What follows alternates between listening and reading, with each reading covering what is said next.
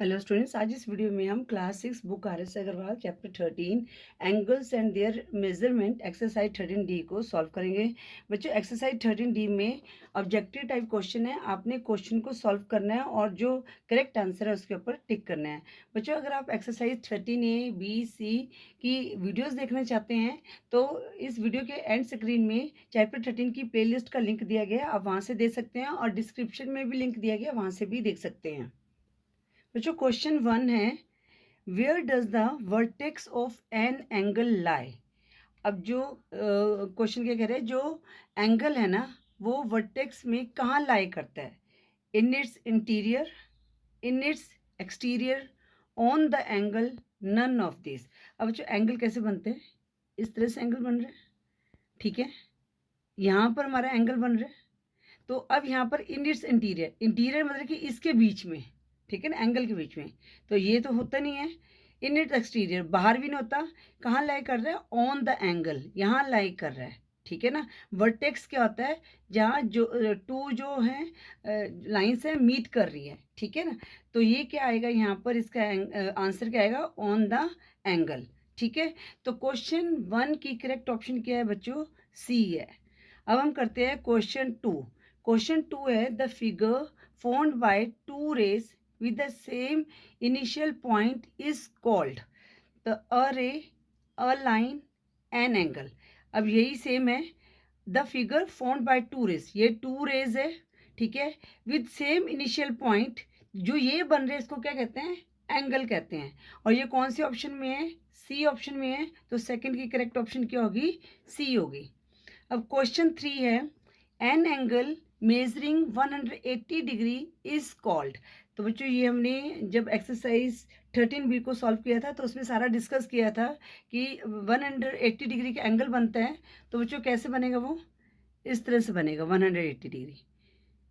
यहाँ पर 180 डिग्री का एंगल बनता है, तो इसे क्या कहते हैं? स्ट्रेट लाइन कहते हैं, ठीक है ना। तो स्ट्रेट लाइन, स्ट्रेट एंगल कहेंगे। तो यहाँ पर कहाँ, कौन से ऑप्शन में है स्ट्रेट एंगल? सी ऑप्शन में है। तो क्वेश्चन 3 की भी करेक्ट ऑप्शन क्या होगी? सी होगी। अब हम करते हैं question 4। An angle measuring 90 degree is called. 90 degree का एंगल किस तरह बनता है? इस तरह से बनता है। तो इसको हम क्या कहते हैं? राइट एंगल कहते हैं। और ये कौन सी ऑप्शन में है? बी ऑप्शन में है। तो क्वेश्चन 4 की करेक्ट ऑप्शन क्या होगी बच्चों? बी होगी, ठीक है। अब हम करते हैं question 5। An angle measuring 91 degree is. अब बच्चों, अगर मतलब कि मोर देन 90 डिग्री है और लेस देन 180 डिग्री है, ठीक है ना। अब जो ये 91 आता है, ये क्या होता है? इन दोनों के बीच में आ रहा है, ठीक है। तो वो वाले कौन से एंगल होते हैं बच्चों? जब दोनों के बीच में आ रहे हैं ऑब्ट्यूज एंगल होते हैं, ठीक है ना। ये मैंने आपको बताया था ना, 90 डिग्री जब हमारे इस तरह, ये 90 डिग्री का एंगल है, ठीक है। जब यहाँ से इस तरफ से और 80 डिग्री का एंगल इस तरफ होता है, इनके बीच में जो एंगल बनते हैं ये कौन से होते हैं? ऑब्ट्यूज एंगल होते हैं। और इस साइड कौन से बनते हैं? एक्यूट एंगल बनते हैं। तो 91 डिग्री किसके बीच में आता है? 90 डिग्री और 180 डिग्री के बीच में। तो ये कौन सा एंगल है? Obtuse angle.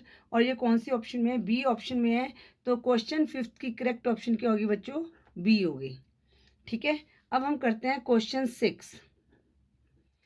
क्वेश्चन 6 क्या है? An angle measuring 270 degree is. अब जो 270 डिग्री है, अगर हमारा, अब 270 डिग्री कैसे बनेगा? मैं आपको एक बार दोबारा बता देती हूँ। ये हमारा एंगल है, ठीक है।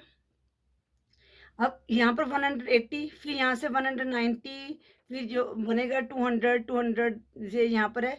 तो इसका मतलब जो हमारा एंगल है इस साइड बनेगा, ठीक है ना, 270, ठीक है बच्चों।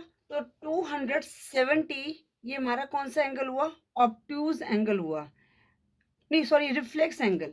अगर एंगल 180 से मोर, ठीक है, और 360 डिग्री से लेस है तो उन्हें हम रिफ्लेक्स एंगल कहते हैं। क्या कहते हैं? रिफ्लेक्स एंगल कहते हैं। और ये कौन सी ऑप्शन में है? क्वेश्चन 6 के डी ऑप्शन में है। तो क्वेश्चन 6 की करेक्ट ऑप्शन होगी, क्या होगी? डी होगी। बच्चों, जब भी ऑब्जेक्टिव टाइप क्वेश्चन है ना, तो आपको क्या करना चाहिए? उस एक्सरसाइज से पहले जितनी भी एक्सरसाइज है उनको सॉल्व करना चाहिए, ठीक है। फिर आपको जो एक्सरसाइज जो होते हैं ऑब्जेक्टिव टाइप के, इनको खुद सॉल्व करना चाहिए। तो इससे आपको पता भी चल जाएगा कि आपको कितना आता है, ठीक है। तो क्वेश्चन 6 की करेक्ट ऑप्शन क्या होगी? डी होगी। अब क्वेश्चन 7 क्या है, the measure of a straight angle is, अब स्ट्रेट एंगल किसके क्या है मेजर, 180 डिग्री, और ये कौन से ऑप्शन में है, सी ऑप्शन में है। तो क्वेश्चन 7 की करेक्ट ऑप्शन क्या होगी, सी होगी। अब हम करते हैं क्वेश्चन 8। क्वेश्चन 8 है an angle measuring 200 degree is. अब 200 डिग्री के एंगल क्या होगा, ऑब्ट्यूज एंगल होगा, एक्यूट एंगल होगा, रिफ्लेक्स एंगल होगा। तो बच्चों एक बार मैं दोबारा से बताती हूँ, जो ऑब्ट्यूज एंगल क्या होते हैं, 90 डिग्री से ज़्यादा और 180 डिग्री से जो कम होते हैं वो ऑब्ट्यूज एंगल होते हैं। एक्यूट एंगल 0 डिग्री से ज़्यादा और 90 डिग्री से कम, वो एक्यूट एंगल होते हैं। और रिफ्लेक्स एंगल 180 से ज़्यादा और 360 डिग्री से कम, वो हमारे क्या होता है, रिफ्लेक्स एंगल होते हैं। और ये किसके बीच में आते हैं, 200 डिग्री, 180 से ज़्यादा और 360 डिग्री से कम। तो ये कौन सा एंगल होगा, 200 डिग्री रिफ्लेक्स एंगल हो गया। तो क्वेश्चन 8 की करेक्ट ऑप्शन क्या होगी, सी होगी। अब हम करते हैं क्वेश्चन 9। क्वेश्चन 9 क्या है, an angle measuring 360 degree is. तो बच्चों जब हमने एक्सरसाइज 13B को सॉल्व किया तब मैंने आपको ये सारे एंगल डिस्कस किए थे। तो अगर वो वीडियो नहीं देखे तो आप ज़रूर देखें, उसका लिंक ऊपर आई बटन में मिल जाएगा, प्लेलिस्ट में मिल जाएगा और नीचे डिस्क्रिप्शन में भी मिल जाएगा। तो 360 डिग्री का कौन सा होता है, कंप्लीट एंगल होता है। और ये कौन सी ऑप्शन में है, डी ऑप्शन में है। तो क्वेश्चन 9 की करेक्ट ऑप्शन क्या होगी बच्चों, डी होगी। अब हम करते हैं क्वेश्चन 10।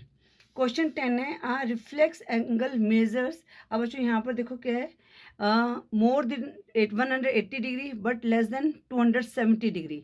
तो ये ऑप्शन हमारी गलत है क्योंकि लेस देन क्या है, 360 डिग्री है। और ये कौन सी ऑप्शन में है, ये बी ऑप्शन में है, reflex angles measure more than 180 degree but less than 360 degree.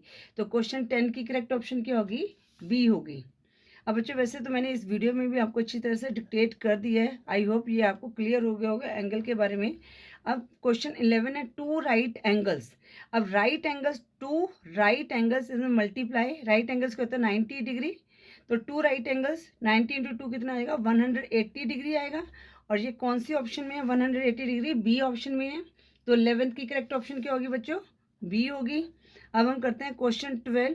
वो क्या है, 3/2 right angles, 3/2 it means multiply, right angles क्या क्या होता है 90 डिग्री होता है।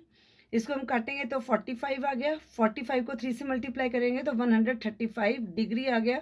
और ये कौन सी ऑप्शन में है, बी ऑप्शन में है। तो 12th की करेक्ट ऑप्शन क्या होगी बच्चों, बी होगी।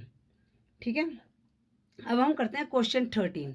क्वेश्चन 13 क्या है, if there are 36 spokes in a bicycle then the angle between a pair of adjacent spokes is.